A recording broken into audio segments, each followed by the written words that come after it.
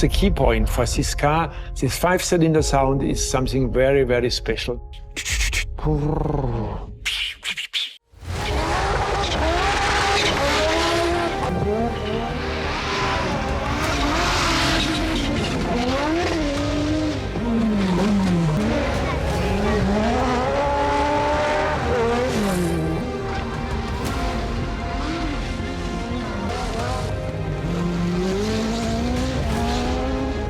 Madness, isn't it? It all began with the Audi Quattro, a bold vision from the engineers in Ingolstadt. Permanent all-wheel drive, a roaring turbocharged engine spitting flames, and bodywork wrapped in the most aggressive styling the world has ever seen.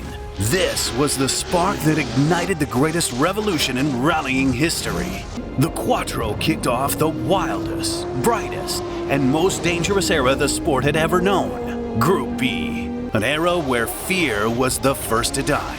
It became the starting point of a new arms race, pushing rivals to build their own monsters. And above all, it proved one thing: without all-wheel drive, rallying had no future. And all of this came from a car that, back in January 1981, was openly laughed at on the starting line of the Monte Carlo Rally. Too heavy, too big.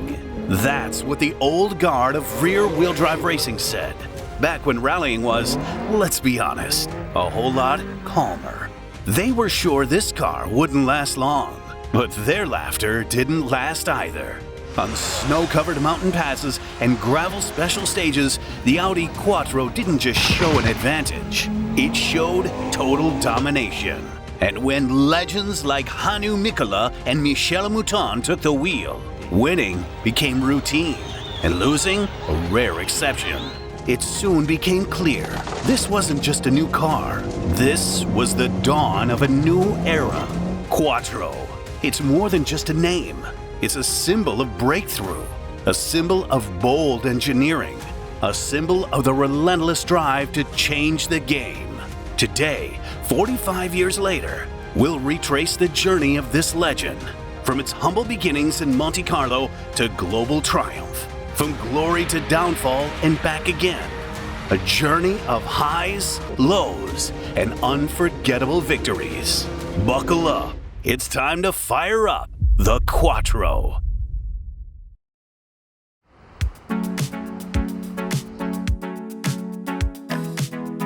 The 1970s. Germany, the industrial heart of Europe. On the streets, hippies, beer, and protests. In the factories, change was brewing. And in Ingolstadt, blueprints, rulers, and dreams of speed. Here, at Audi's headquarters, after leaving Porsche AG, worked Ferdinand Piëch, one of the leading engineers of his time, creator of the legendary Porsche 917, and grandson of Ferdinand Porsche himself. Now, he was Audi's technical director and a member of the board of management. Even then, he was pushing a new philosophy for the brand, one that would later become its slogan, Vorsprung durch Technik, advancement through technology. But in the late 70s, that phrase sounded almost like a joke. Audi's lineup was associated with dull front-wheel drive cars for elderly bourgeois.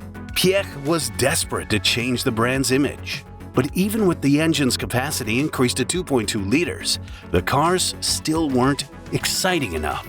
A breakthrough was necessary. But even the most brilliant visionary on the board of management wasn't enough. For a new era to begin, fate had to intervene. And it did, in the most unexpected way, with a routine order from the German army. The Bundeswehr urgently needed a new main military vehicle to replace the rapidly aging Volkswagen Type 181, which was itself based on the World War II era Type 82 Kübelwagen. Initially, the German military expected to receive a new vehicle as part of a large international project called Europa Jeep. But when it sank into a swamp of bureaucracy, the government turned to Volkswagen in 1975 to design a national military vehicle. However, VW was busy with its own projects, the Golf GTI and GTD, and passed the request on to its subsidiary, Audi. The new military vehicle, developed under Pikes' leadership, was assigned the project number Type 183. Powered by a modest 1.7-liter Audi engine, producing 132 nanometers of torque. It used a transmission from the Audi 100, delivering power to all four wheels. The vehicle, named wildest, German for polecat, was soon put to the test. In early 1977, several wildest prototypes were sent to northern Finland for grueling winter trials, accompanied by a disguised prototype of Audi's upcoming luxury model, the Audi 200. The engineer overseeing the tests and doing much of the driving was Jörg Benzinger. He noticed that on the twisty, icy roads typical of the Finnish wilderness, the wildest, despite its unprepossessing shape, high center of gravity, and modest 75 horsepower, was faster than the flagship front-wheel drive Audi 200, which had nearly twice the power. Benzinger promptly reported his observations to his superior in Ingolstadt, Jürgen Stockmar, head of chassis development, who in turn informed Ferdinand Piëch. Both immediately recognized the potential benefits of the technology, particularly for improving road safety in challenging conditions, as well as for motorsport. The idea quickly took shape as a concept, and after board approval, it became the full-fledged EA262 project.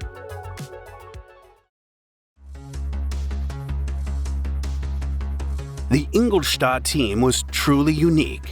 Ambitious, creative engineers, mostly under 40. Stockmar initially assembled a small team of about a dozen people, including Roland Gumpert, who led chassis and engine development, Hans Nedwick, an experienced transmission specialist who had previously assembled racing gearboxes for legends like Stirling Moss and Juan Manuel Fangio, and, of course, project initiator Jörg Benzinger.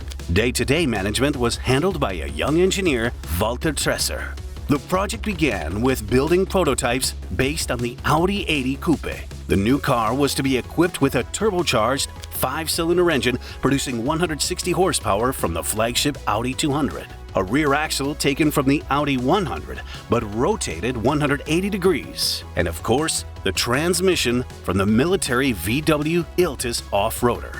As soon as secret prototype testing started in remote locations far from prying eyes, it became immediately obvious that the new car, not yet dubbed Quattro, had enormous rally potential. Stockmar saw that certain steps needed to be taken if that ambition was to be realized. Since the suspension design was going to be very similar to that of the Audi 80, it was decided that, in parallel with the secret development, Audi would enter examples of the standard front-wheel drive Audi 80 in rallies. This would not only allow the engineers to try out parts common to both cars, but also let them gain rally experience. In 1978, within Audi's technology department, a subsection named Audi Sport was established to enter these cars in rallies. The initial focus was the German Rally Championship, with experienced Joachim Nollmann and ex-Formula 2 driver Freddie Kotlinski driving the Audi 80. Over the season, they competed in 10 rallies, finishing 8 times well inside the top 10. In 1979, the testing program expanded with independent crews. Together, they entered 16 rallies, from regional German events to iconic World Championship stages. Now, the cars regularly finished even the most demanding races. While engineers were testing the technology in rallies, Piëch was tackling a far more difficult challenge: convincing the management. The all-wheel drive project was still in the prototype, and Audi's approval kept development alive. But series production needed Volkswagen's green light. Piëch decided to demonstrate it personally. In January 1978, he invited Volkswagen CEO Toni Schumacher for a test drive of the EA262 prototype on one of the steepest alpine climbs, the Turacher Höhe Pass. Schumacher personally took the wheel, first driving the front-wheel drive Audi 200, then the rear-wheel drive BMW 7 Series. Both cars, much more powerful than the EA262, failed to make it to the top and got stuck. Only Piëch's creation easily climbed the pass. After this, the project got the green light and an official budget. The funding received was enough not only to develop the production car. In 1980, Audi decided to put its all-wheel drive technology to the ultimate test in the toughest rally on the planet, the Paris-Dakar. The Audi sport team entered 4 VW Iltis vehicles, driven by Freddie Kotalinski, Patrick Zanaroli, Jean Ragnotti, and Roland Gumpert. The experiment ended in triumph. The cars finished 1st, 2nd, 4th, and 9th overall. All-wheel drive proved effective, even in Africa's hellish desert. These performances were the final step before the true revolution. The all-wheel drive breakthrough was now just around the corner. When the Audi Quattro was unveiled at the Geneva Motor Show in March 1980, it instantly stole the spotlight. On the outside, a clean, cohesive design by Hartmut Vargas, a future Volkswagen design chief. Under the hood, a 2.1-liter turbocharged inline-5, producing 200 horsepower. A full-time all-wheel drive system with a locking center differential. And of course, the signature flared fenders. A visual manifesto of power and off-road ambition. So even without rally lights or racing decals, it was clear this machine meant business, even in rallying. Amusingly, the car nearly ended up with a very different name, CARROT, an acronym for coupe, all-wheel drive, and turbo. But thankfully, they settled on something simpler, purer, and more powerful, Quattro. The car wasn't cheap, 50,000 Deutsche Marks. Roughly $60,000 today, a serious amount for what seemed like a regular coupe. But Ferdinand Piëch knew if they proved the Quattro in racing, the sales would follow naturally. The problem was, at the time, all-wheel drive cars were seen as utter nonsense on circuit tracks. There was only one path, the most obvious, most difficult, most honest, rallying. But there was a catch. All-wheel drive cars were banned from the World Rally Championship. The restriction had been introduced after a Jeep Wagoneer won the American round in 1972, a victory that enraged rear-wheel drive teams. Piëch and Stockmar quietly tackled the issue. As Audi's representative, Stockmar began attending meetings of the BPICA, or Permanent International Bureau of Constructors in Paris, cautiously pushing the idea of lifting the ban. Meanwhile, Piëch leveraged his contacts at the Belgian branch of FISA, the predecessor of the International Automobile Federation, to influence the decision. In the end, the ban was lifted, and now nothing could stop Audi. The first season for any brand new rally car is almost always a string of problems, breakdowns, and bitter disappointments. But the Audi Quattro had 2 aces up its sleeve from the very beginning. The first, a turbocharged engine producing 340 horsepower, a full 30 more than main rivals. The second, all-wheel drive, which allowed the power to actually reach the ground, turning numbers into real speed on any surface. Ahead of the 1981 season, Jürgen Stockmar was reassigned to work on the road-going version of the Quattro, and young engineer Walter Röhrl took over Audi Sport. Before moving to a new role, Stockmar convinced Hannu Mikkola, one of the finest rally drivers of his era, to join Audi. As Stockmar later recalled, when he invited Hannu to try the new car, Mikkola vanished for nearly an hour in the snowy Bavarian countryside. He returned with a grin stretching from ear to ear and signed the contract almost immediately. The next target was reigning champion Walter Röhrl, but he chose a more lucrative offer from a rival team. So Audi stunned everyone by signing a woman driver, Michèle Mouton. She became only the second woman in history to earn official factory driver status after Pat Moss. It wasn't about publicity. Her speed and precision truly spoke for themselves. The engine, the all-wheel drive, and one of the strongest driver lineups in the field. Everything was in place. Now came the first season, and the first true test for the Audi Quattro.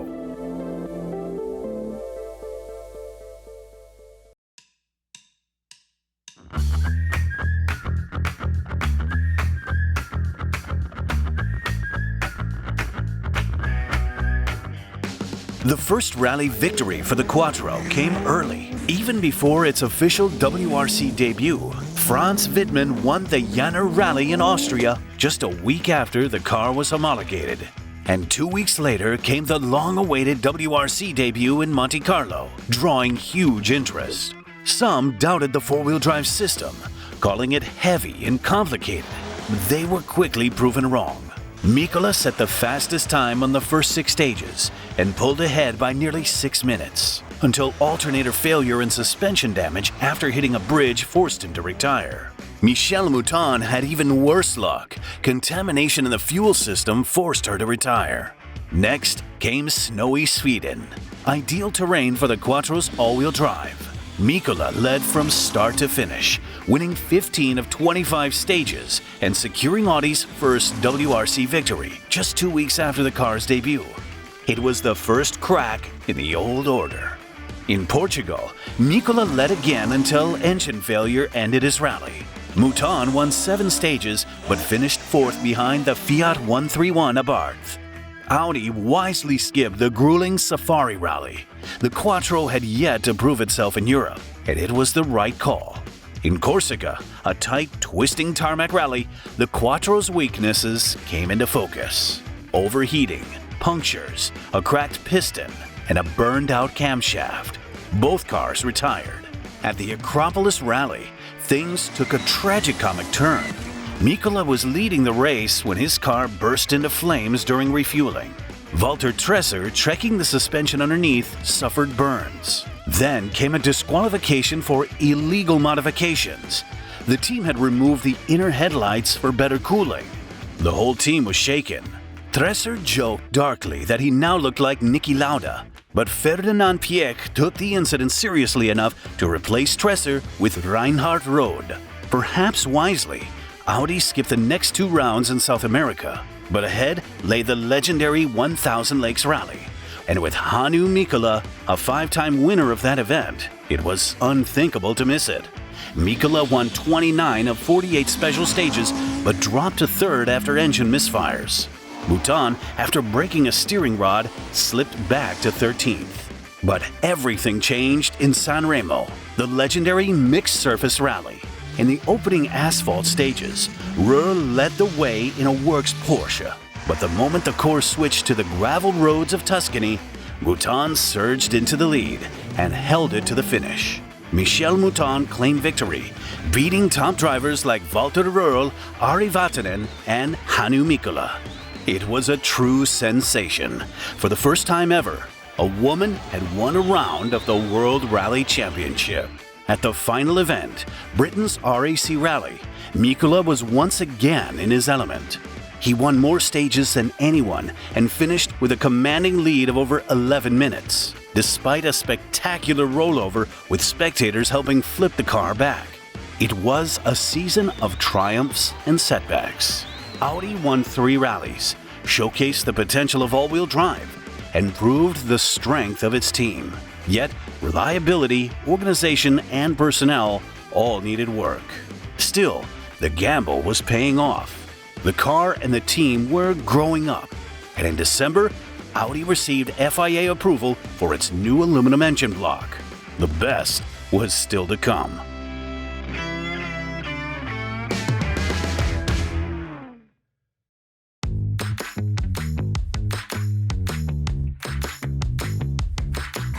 (1982) marked a turning point in rallying history. Group B regulations had officially come into force, but the true era of purpose-built monsters was still to come. Most teams continued racing heavily modified Group 4 cars. Audi's biggest issue the previous year was its heavy front end. The cast-iron engine placed too much weight over the front axle, causing severe understeer. But things changed with the homologation of a new aluminum engine block, which significantly reduced front-end weight. Thanks to the widespread use of lightweight materials, including Kevlar body panels, Audi managed to shed nearly 100 kilograms. Yes, the weight bias was still forward, but the balance had improved noticeably. The 1982 season dawned with promise. Franz Wittmann once again triumphed at the Geneva Rally, while Hannu Mikkola finished second in Monte Carlo. despite the near total absence of snow. In Sweden, Stig Blomqvist joined the team and immediately made his mark, winning the rally outright. Mikkola, meanwhile, got stuck in a snowbank and slipped back to 16th. In Portugal, a new win for Mouton. Confident, precise, unshakable. Once again, the team decided to skip the Safari Rally. Too risky. Corsica, though, proved no better than the year before. Mikkola's car broke down before the first stage, and Mouton struggled to bring her car home in 7th. Then came Greece, and with it, triumph. Mouton claimed victory once again, finishing nearly 15 minutes ahead of Röhrl's Opel. Mikkola retired once more, this time suspension failure. This time, Audi Sport committed to competing in rallies outside Europe. The first overseas challenge came in New Zealand, but the trip was almost in vain. Mouton retired early due to a disconnected oil pipe, while Mikkola encountered engine trouble and later dropped out completely. But fortune awaited them on another continent, Brazil. In brutal post-rain conditions that turned the stages into swamps, Mouton splashed through the chaos and emerged victorious, finishing a staggering 35 minutes ahead of Röhrl's Opel. At Finland's legendary Festival of Speed, the 1000 Lakes Rally, the Quattro drivers were untouchable. Mikkola and Blomqvist led from start to finish, taking first and second place respectively, with less than 30 seconds between them. For Mouton, keeping up with the Scandinavians on their home ground was a tall order, and in her pursuit, she rolled her Quattro. In Italy, the results mirrored Finland, but this time, Blomqvist edged out Mikkola, while last year's winner Mouton came home fourth. The championship battle was now razor tight. Audi led Opel by just 2 points, and in the driver's standings, Mouton trailed Röhrl by 19. The remaining 2 events of the season were the Ivory Coast Rally, which counted only for the driver's title, and the RAC Rally, which awarded points to both championships. So Audi decided to race in West Africa, assigning Mikkola to serve as a fast service car for Mouton. For 5 days, Mouton led confidently, but on the final day, engine failure, an accident, and the dream of the title vanished. Walter Röhrl was crowned champion. As expected, the RAC Rally proved to be an Audi showcase.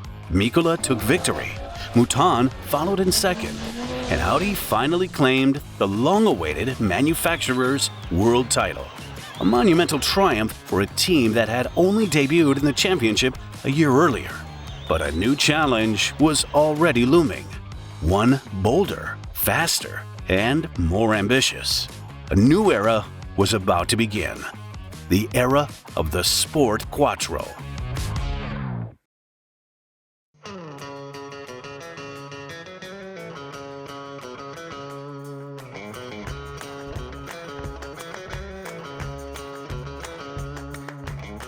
During 1982, the first true Group B car debuted in Corsica, the Lancia Rally 037. To start with, there was only one new challenger, but others soon followed, adopting the Quattro's recipe for success: turbocharging and four-wheel drive. This forced Audi Sport to rethink its approach for the 1983 season under the new regulations. The decision was made to initially move the Quattro into Group B without major changes. Thus, the Quattro A1 was born, where the A stood for aluminum. Audi also reduced engine displacement to enter the lighter weight category. According to the rules, the turbocharged engine's displacement was multiplied by a factor of 1.4, which determined the minimum allowed weight of the car. By slightly reducing the displacement, the minimum weight could be lowered from 1,100 to 960 kilograms, a difference of 140 kilograms that made a huge impact in rallying. Changes also took place in the team structure. Roland Gumpert became the new team leader. The 1983 season began, as usual, in Monte Carlo, but with unusually warm weather. Under these conditions, the rear-wheel drive Lancia Rally 037 felt right at home. 24 stage wins out of 30, a 1-2 finish, and a humiliating defeat for Audi. In snowy Sweden, Audi bounced back, taking the first 4 places, with Mikkola claiming victory. Even the naturally aspirated Audi 80 made it to the podium. On Audi's Safari Rally debut, all three crews led at some point, but only Mikkola and Mouton reached the finish, coming in second and third. The next 3 rounds turned into a series of setbacks. In Corsica, both cars retired. Mikkola with suspension failure, Mouton due to a fire just 1 stage before the finish. At the Acropolis, despite the introduction of an electrically operated clutch enabling left foot braking, Mouton crashed on the first stage, and Mikkola's engine seized.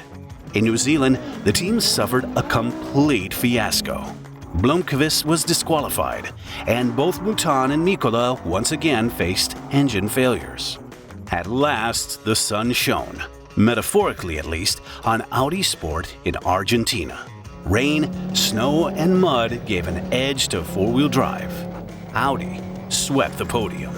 But fortune turned away once again. In San Remo, retirements and a fire on Mikkola's car, worsened by Gumpert's intervention, who ordered a service helicopter to hover overhead to try and blow out the flames. But it only fanned them. Lancia took the entire podium, securing the manufacturer's title. Audi was left to fight only for the Drivers' Championship.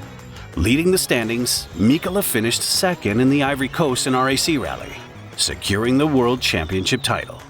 The season was tough. The battle with Lancia lasted until the very end. But now Audi had won both WRC titles, just not in the same year. Four-wheel drive had already become a revolution, and ahead lay a new goal: to perfect it.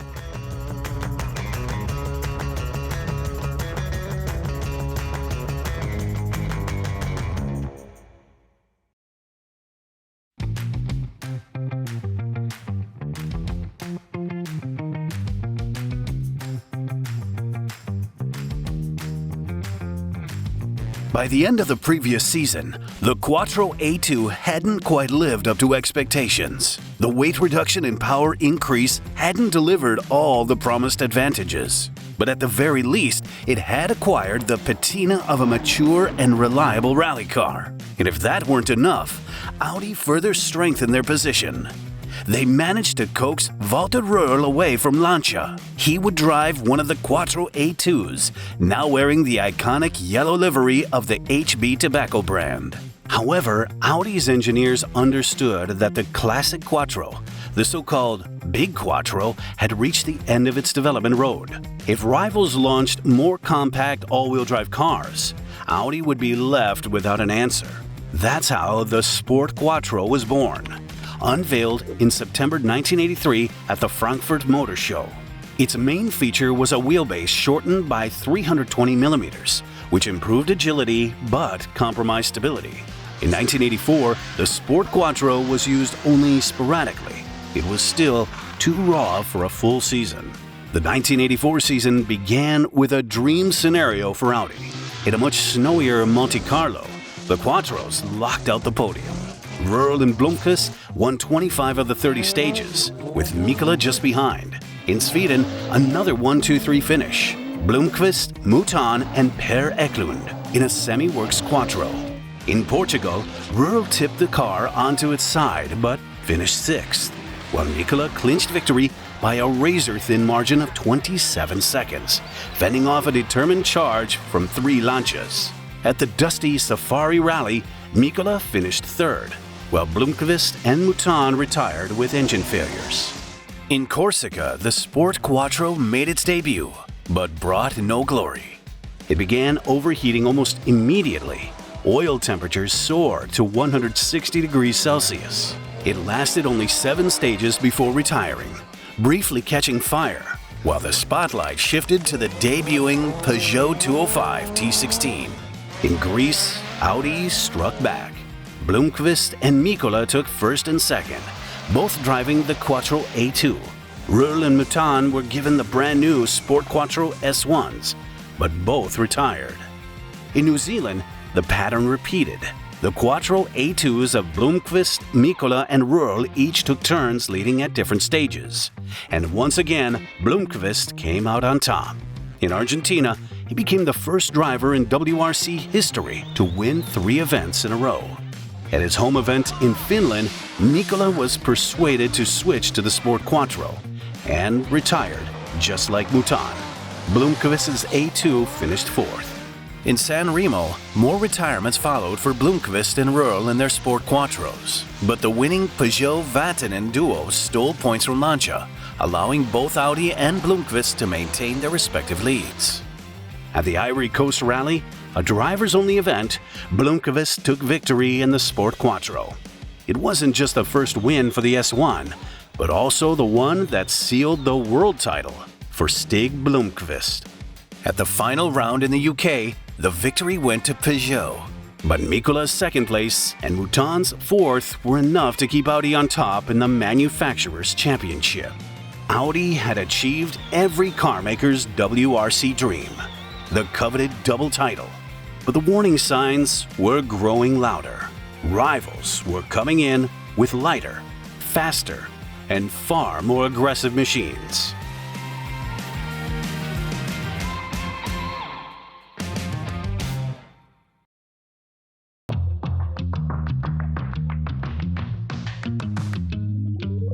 For the 1985 season, Audi Sport abandoned the A2 and put its faith in the Sport Quattro.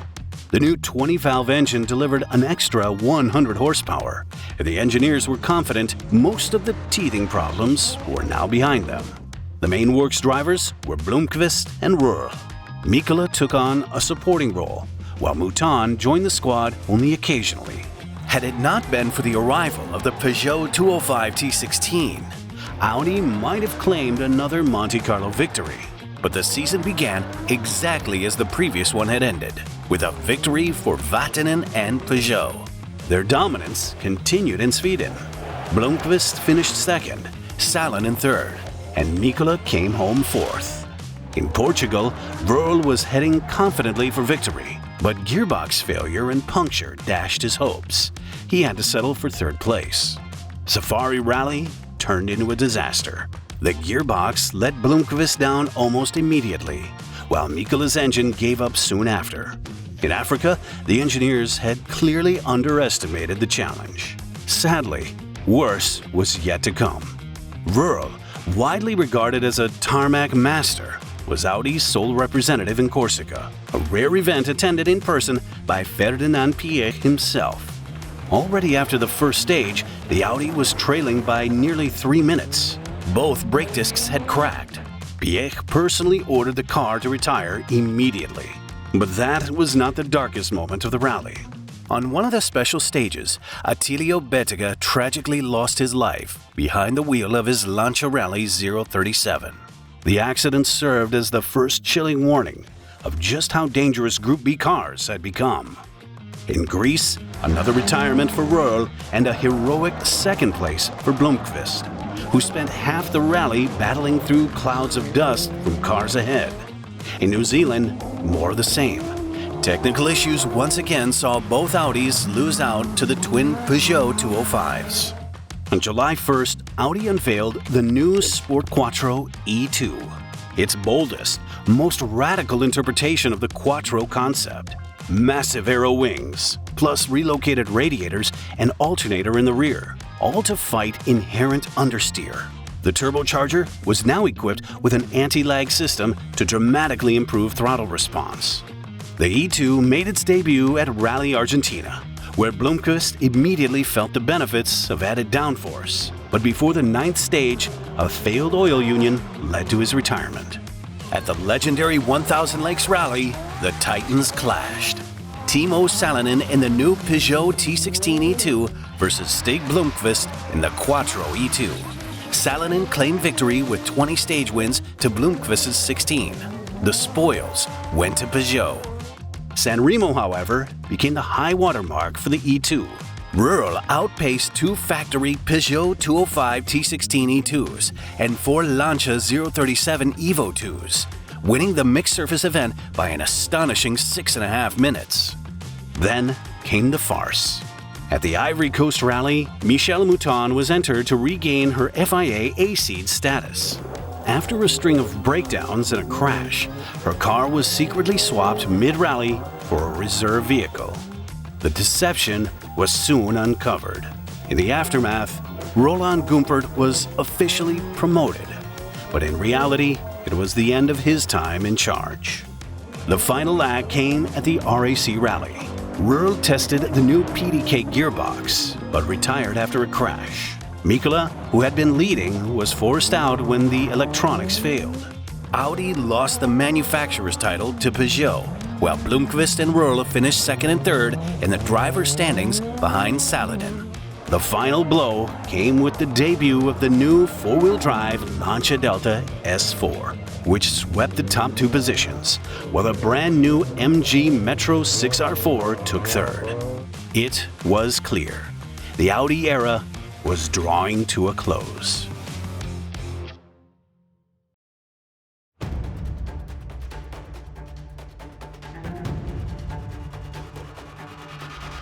Before the 1986 season began, it was announced that Blomqvist had signed a contract with Ford, while Mouton moved to Peugeot to compete in the German championship behind the wheel of the 205 T16E2.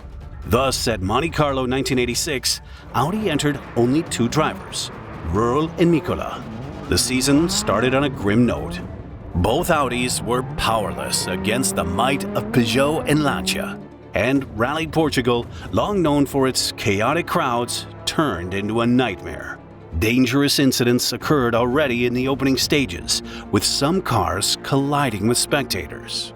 The tipping point came when a Ford RS200, driven by Joaquim Santos, veered off the road and into the crowd.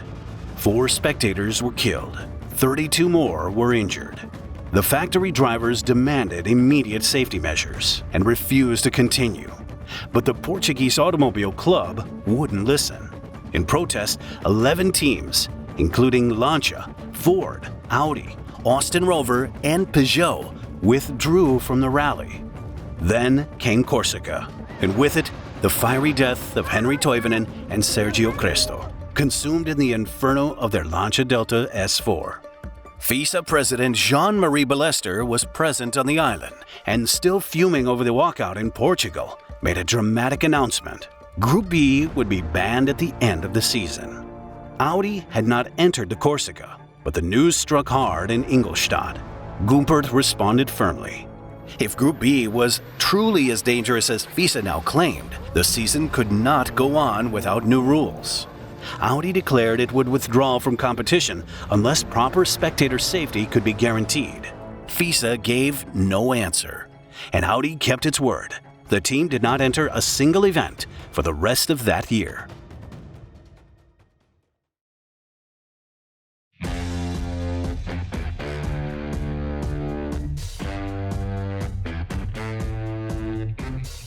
(1987) marked Audi Sport's final chapter in the World Rally Championship. The Group B era was over, and under the new Group A rules, Audi committed to a limited campaign with the new 200 Quattro. The competition was fierce. The lightweight, agile Lancia Delta HF quickly seized control of the championship. From the very first round in Monte Carlo, it was clear times had changed. Röhrl, behind the wheel of the heavy 200 Quattro, fought heroically to stay in the top 3, but matching the pace of the new Deltas was nearly impossible. Yet, what followed made it all worthwhile. A legendary victory at the Safari Rally. Mikkola and Röhrl brought their Audi 200 Quattros to a dominant 1-2 finish. The first time in history that a four-wheel drive car had conquered the world's toughest rally. It was symbolic. The brand that had introduced Quattro to rallying was also the first to win with it in Africa. The rest of the season was far less spectacular. Mikkola took third at the Acropolis, but retired at the 1000 Lakes. Röhrl went on to win the German National Championship, yet no further WRC victories followed. The crown had passed to Lancia. That year became the Swan Song for a machine that had forever changed the face of rallying. But the Sport Quattro had one final blaze of glory. As Audi prepared to wind down its rally operations, it began to look across the Atlantic toward the vast American market. Since 1982, one event had remained a constant focus for Audi Sport: Pikes Peak. The ascent of one of the world's most treacherous mountain roads was the perfect arena for Quattro to prove its power.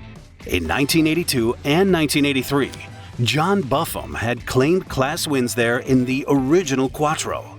Then came Michèle Mouton. She stunned American fans by taking back-to-back victories in 1984 and 1985, even setting an outright course record. In 1986, Indy 500 legend Bobby Unser drove the mighty Sport Quattro S1E2 to victory.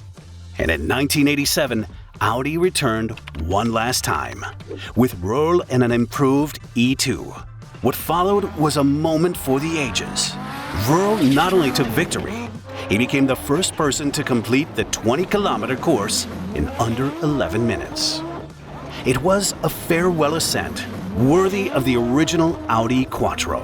But the Quattro technology itself was just getting started. The torch was passed to the 200 Quattro Trans Am, the 90 Quattro IMSA GTO, and later to the legendary Quattro V8 DTM, marking the dawn of a new era of all-wheel drive domination. But those are stories for another time and another series. Leave a like and comment if you'd like to see how Quattro conquered America or humbled BMW and Mercedes in German touring. It helps me see what you're most curious about.